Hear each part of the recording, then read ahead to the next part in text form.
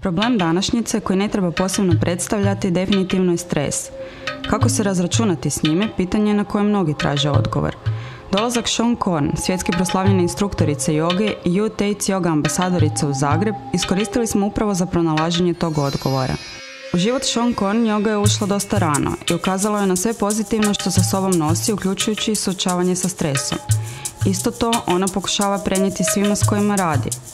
Za sve koji nisu spremni krenuti putem svjesnog prakticiranja joge, Sean je ponudila i neke druge trikove kako riješiti stresne situacije na najzdraviji i za nas najbolji način. Well, it really depends on what you're looking to get from the practice. There are a variety of different elements that the practice can offer, and if you're looking just in terms of the physical aspect, of course you're going to get stronger and more flexible. That's the obvious part. You can help to realign the bones and strengthen and tone the muscles in a way that's more organized, and of course it helps to stimulate the circulation, the respiration, so it cleanses the internal organs, it helps the body to detoxify, and when you rid your body of impurities, obviously it's going to help you to be more, increase your vitality, which changes your moods, and anytime your mood is changed, it just gives you an overall good feeling effect.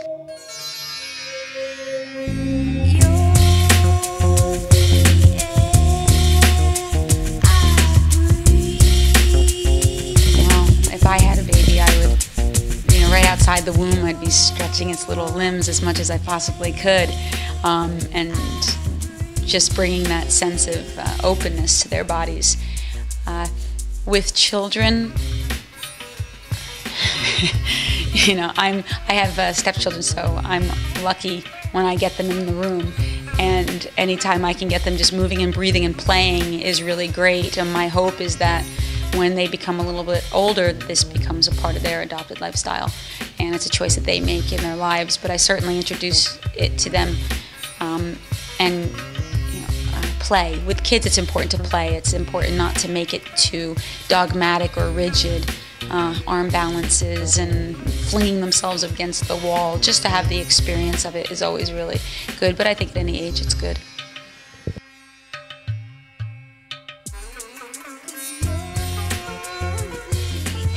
Well, everyone, of course, is going to have stress.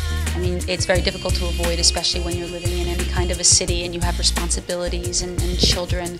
And it's a matter of how do you manage the stress. A lot of people are very addicted to their stress. It's a familiar feeling. And they use their stress to control their emotions. They use their stress as a way to almost keep the world away from them. And the best way to manage stress is to put themselves in an environment, in a community that supports the release of tension, like a yoga classroom, where you're encouraged to move and to breathe and to consider, how did the stress get there in the first place? How was it developed? What is the addiction to it? And how can you make different choices in order, not necessarily to prevent it, but to manage it? The prevention of stress is very, very difficult. You have to be of a very, very high consciousness, not to let the world bother you. It's just a matter of when the world does bother you, how do you maintain your center and calm in the storm? I think so. I think the more you practice, the more skills you develop, so that when you do go up against something that is stressful, that you know how to deal with it better. Where you're not interested in avoiding it, but you're interested in confronting it in a healthy way.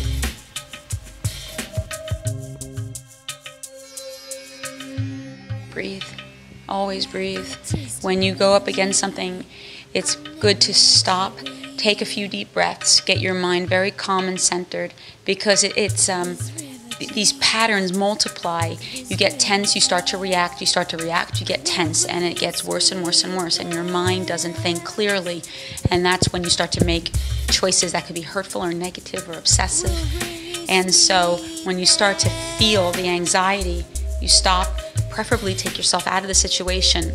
If it's a relationship with someone, take yourself away from the situation that's creating the stress, take some deep breaths, get very, very clear, then re-enter it with hopefully with a different perspective, so you're able to deal in a more focused way rather than a reactive way.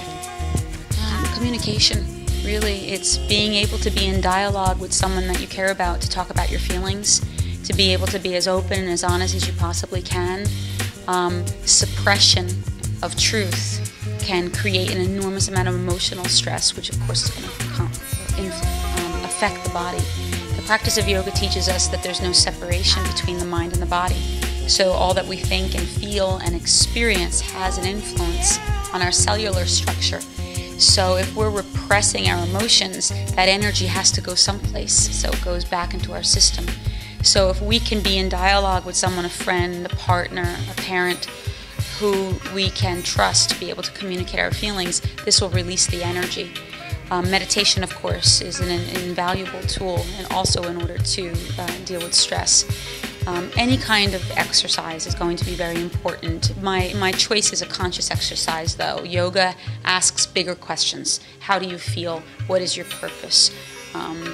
What is your intentions? It allows you to tap into the heart of who you are, whereas other form of exercises might release the physical tension temporarily. It doesn't address the bigger issues, and yoga does address the bigger issues.